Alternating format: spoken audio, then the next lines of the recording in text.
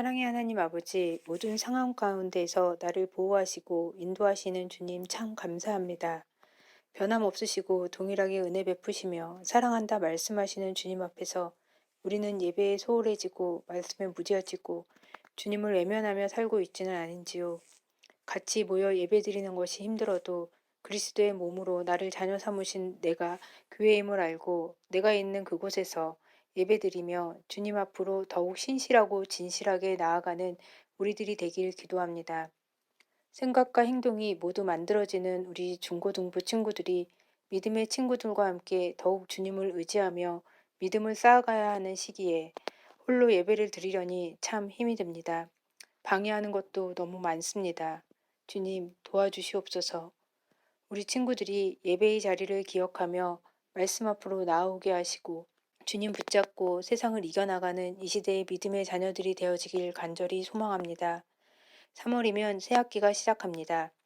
정상적인 학업 생활이 이루어져서 지난 1년 동안 놓친 많은 것들이 회복되어지길 소망합니다. 말씀 전하시는 목사님, 영육의 강건함을 입혀주시고 교사로 봉사하는 우리 선생님들의 삶도 주께서 온전히 지켜 주시옵소서. 성령님, 우리의 예배 자리에 임재하여 주시옵소서. 영광받기에 합당하신 주님을 찬양합니다. 예수님의 이름으로 기도합니다. 아멘. 여러분 반갑습니다. 부쩍 추워진 날씨에 잘 지내고 있습니까? 네, 건강관리 잘 하시고요. 먼저 광고 전하겠습니다. 첫 번째 광고입니다. 오프라인 예배가 시작됩니다. 오늘 21일부터 오프라인 예배가 시작되겠습니다. 그런데 혹시라도 이 대면 방식의 예배가 두렵고 무서운 친구들은 온라인상에서 예배하셔도 괜찮습니다. 어쨌든 우리의 예배는 온라인이든 오프라인이든 멈추어서는 안 됩니다. 두 번째 광고입니다. 지난주 예배는 땡땡땡이다 참여해 주셔서 너무 감사해요. 여러분들이 예배에 대한 정의를 잘 내려주는 걸 보면서 살짝 감동했습니다. 또 우리의 예배가 그렇게 세워져 가기를 진짜 절실히 소망하는 시간이기도 했습니다. 말씀을 나누면서 여러분들의 정의도 함께 나누도록 하겠습니다. 시상은 덤이죠. 마지막 무엇인가 시리즈 교회는 땡땡땡이다. 여러분 마지막으로 남겨주시면 좋겠습니다. 오늘 온라인 예배자들은 댓글로 꼭 남겨주시고요. 오프라인 예배자들은 다음 주 현장에서 직접 포스트잇에 한번 써보도록 하겠습니다. 마지막 광고입니다. 다음 주에는 생일 축하의 시간을 갖겠습니다. 2월 한 달 동안 생일을 맞으신 모든 분들을 축복하고요. 이 선물은 언택트 방식으로 전달하겠습니다. 자, 이제 말씀으로 들어가 보죠.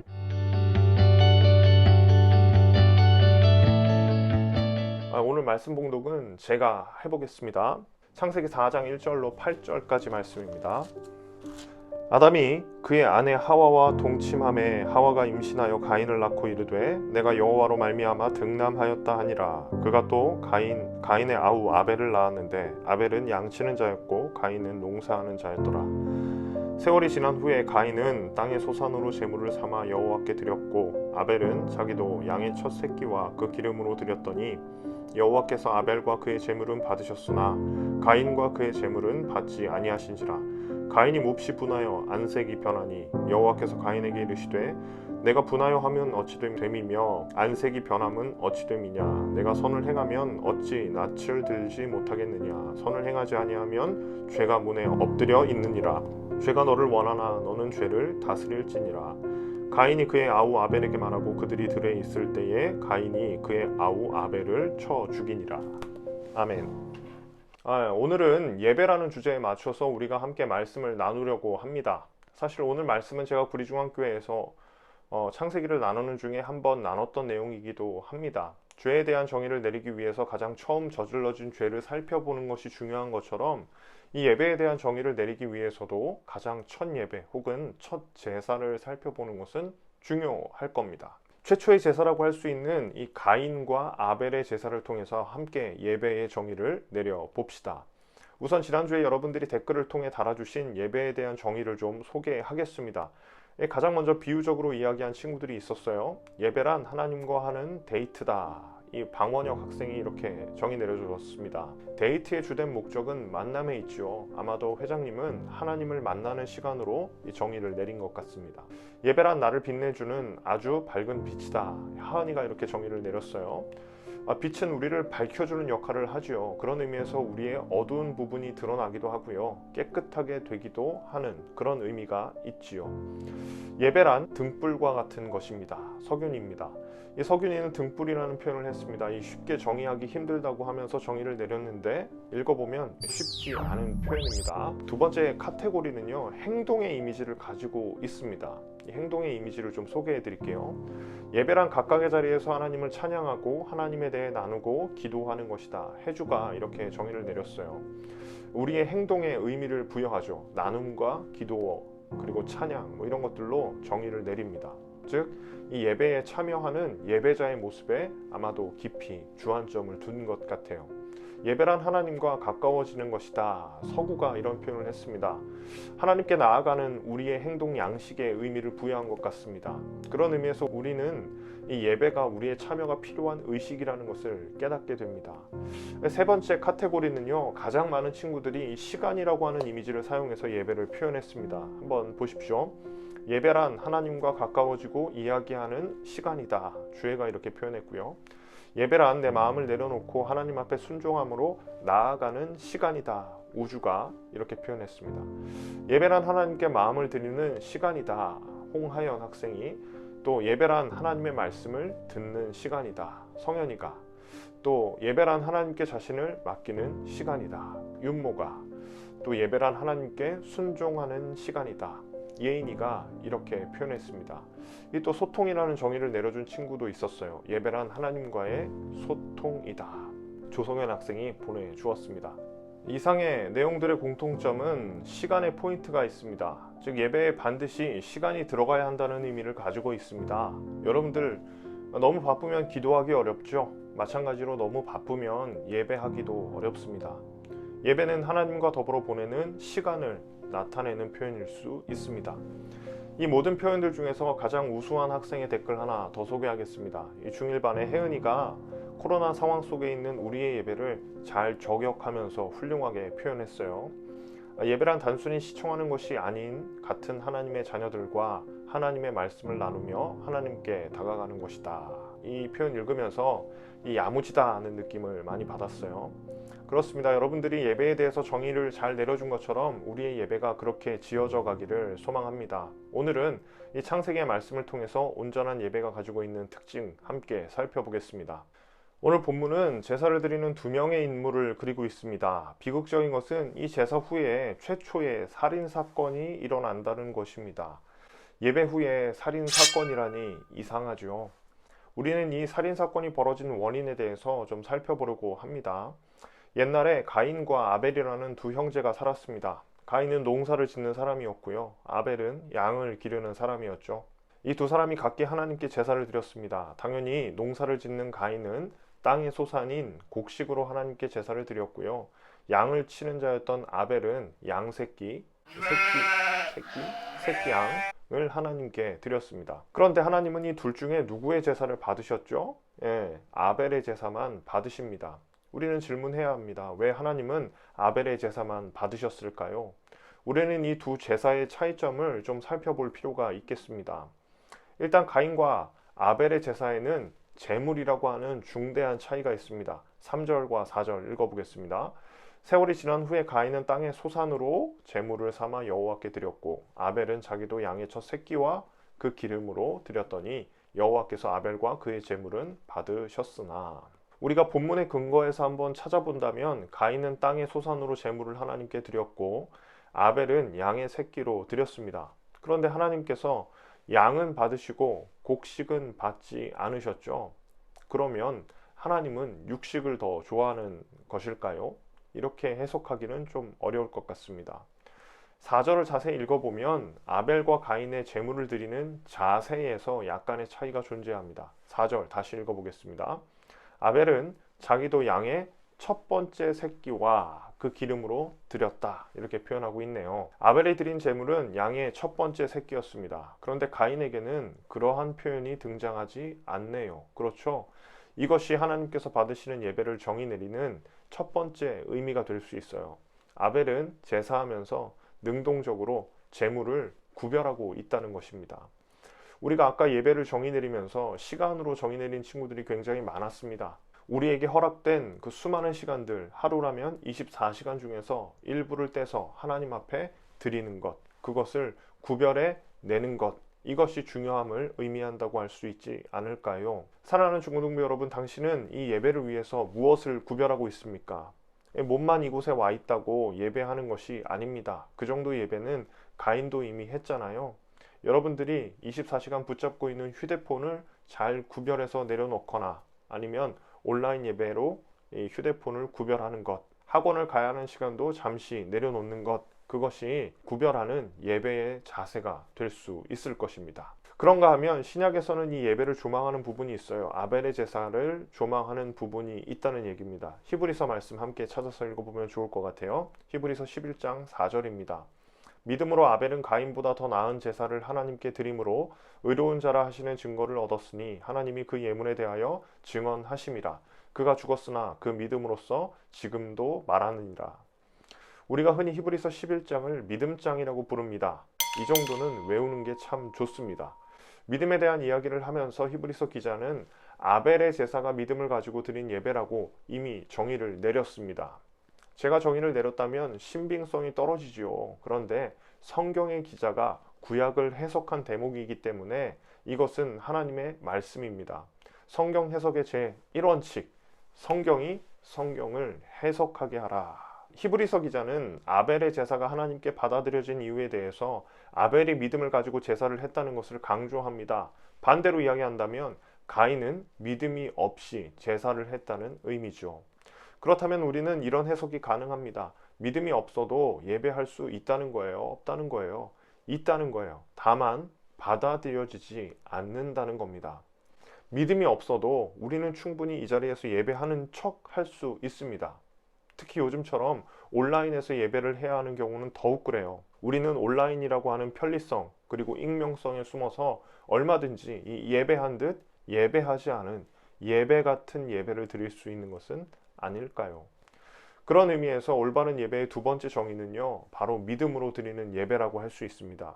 사랑하는 중고등부 여러분, 오늘 당신의 예배는 믿음으로 드려지고 있습니까? 이 말씀 앞에 정직하게 서보시기를 바랍니다. 마지막 세 번째로 창세기 4장에서 우리가 놓친 부분이 없는지 면밀하게 살펴야 합니다. 이제까지 드리는 입장에서 우리가 제사를 정의하고 예배를 정의했다면 4절과 5절에서는 받는 분의 입장에서도 한 번쯤은 생각해 봐야겠습니다.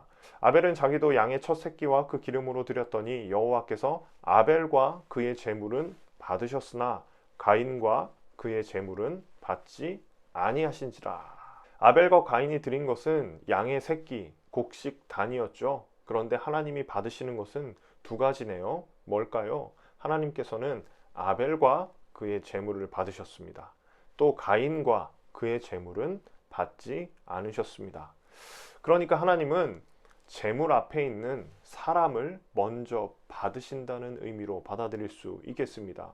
원문인 히브리어로 봐도 순서는 사람이 먼저입니다. 하나님께서 제사를 받으실 때 과연 무엇을 받으시는가? 제사를 드리는 사람을 먼저 받으신다는 거예요. 현대적으로 바꿔본다면 이런 것입니다. 찬양팀이 찬양을 열심히 합니다. 곡의 진행이 완벽하고요. 어제 연습했던 것처럼 완전한 연주를 했다고 쳐요. 우리가 드리고자 하는 찬양 자체에는 전혀 문제가 없을 수 있습니다. 마치 양이나 곡식에는 문제가 없는 것처럼 말이죠. 그런데 예배자 된 나는 정말 괜찮은 것인가? 그러면 우리 자신을 드린다라고 할 때 우리 자신을 규정하는 것이 무엇인지 우리는 깊이 생각해 볼 필요가 있습니다. 여러분을 규정하는 것은 무엇입니까? 이런 치명적인 질문에 맞닥뜨리게 되죠. 조금은 철학적인 질문이지만 이제 중고등부에 올라왔으니 한번 생각해 봅시다. 당신을 규정할 수 있는 것은 무엇입니까?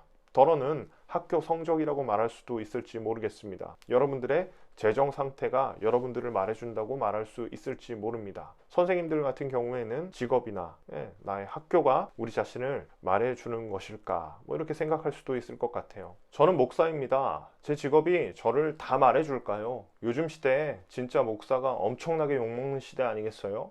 아무래도 내 직업, 내 성적, 나를 말해주는 것은 아닌 것 같아요. 가인과 가인의 제본을 받지 않으셨다는 것은 어떤 면에서 가인의 삶을 받지 않으셨다는 의미입니다. 2019년 제가 이 말씀을 전할 때 들었던 예인데요. 성경에 등장하지는 않지만 제가 소설을 좀 써봤습니다. 가인이 농사를 짓는 모습이 어땠을까요? 그는 큰 땅을 가지고 있으면서 소작농들에 대해서는 함부로 대하고 착취하는 사람은 아니었을까요?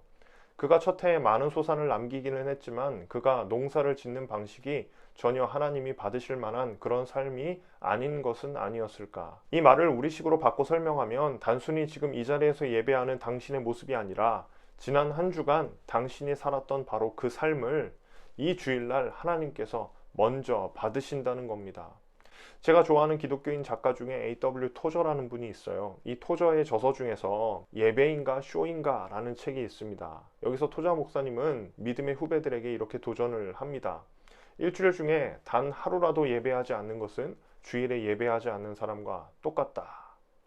정말 충격적인 말씀이죠. 토저라는 목사님이 우리에게 전해주는 예배에 대한 정의예요. 그런 의미에서 여러분들의 진정한 예배는요, 이 예배가 마친 후에 비로소 시작될지도 모릅니다. 여러분들의 삶을 하나님 앞에 온전히 드렸으면 좋겠습니다. 우리의 것을 구별해서 하나님 앞에 드리는 시간, 그것이 예배입니다. 믿음을 가지고 나아가는 시간, 그것이 예배입니다. 또 우리의 삶을 다해서 하나님을 기억하는 시간, 그것이 예배입니다. 이 말씀을 기억하면서 한 주간을 승리하시는 저와 여러분 되시기를 바랍니다. 우리 찬양하면서 함께 결단하지요.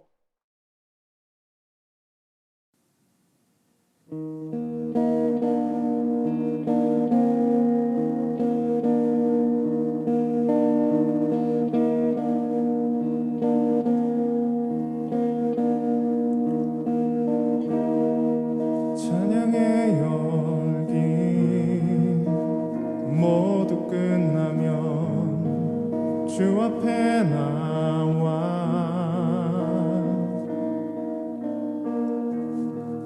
더욱 진실한 예배 드리네. 주님을 향한 노래 이상의 노래 내 맘 깊은 곳에 주께서 원하신 것 화려한 음악보다 뜻없는 열정보다 중심을 원하시죠. 주님께 드릴 맘의 예배 주님을 위한 주님을 향한 노래 중심을 내려놓고 이제 나 돌아와 주님만 예배해요.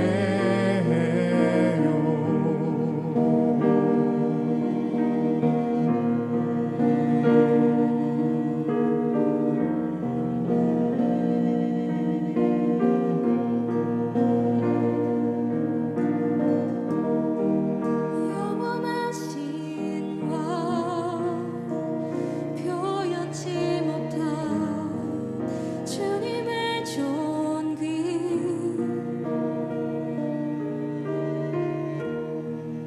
가난할 때도 연약할 때도 주의 모든 것 노래 이상의 노래 내 맘 깊은 곳에 주께서 원하신 것 화려한 음악보다 뜻없는 열정보다 중심을 원하시죠. 주님께 드릴 마음의 예배 주님을 위한 주님을 향한 노래 중심 잃은 예배 내려놓고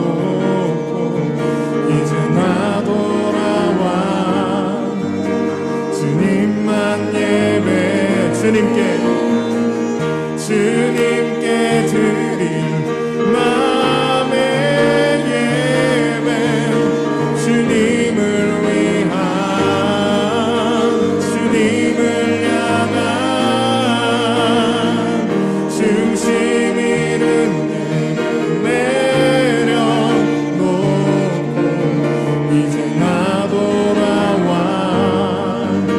주님만 예배해요.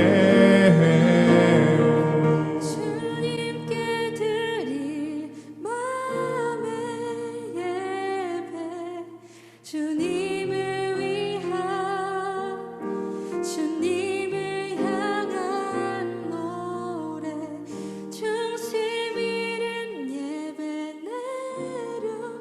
내려놓고 이제 나 돌아와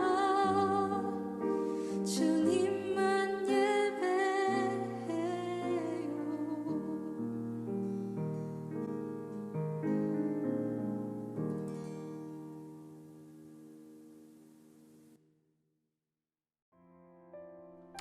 자, 여러분 이제 오프라인 예배에서 만날 생각을 하니까요. 영상을 찍고 있으면서도 살짝 기대가 됩니다. 빨리 코로나 상황이 잘 마무리되고 모든 것이 회복될 날을 기대합니다. 온라인 예배자 여러분, 당신의 삶이 예배가 되는 귀한 한 주 되기를 바랍니다. 그리고 다음 주 이 이벤트도 꼭 놓치지 마십시오. 다음 주 이벤트 교회란 땡땡땡이다. 여러분 꼭 댓글에 한 줄 남겨주시면 제가 다음 주에도 소개하고 또 함께 말씀을 나누는 시간 가지면 좋겠습니다. 돌아온 한 주도 승리하십시오. 빠염.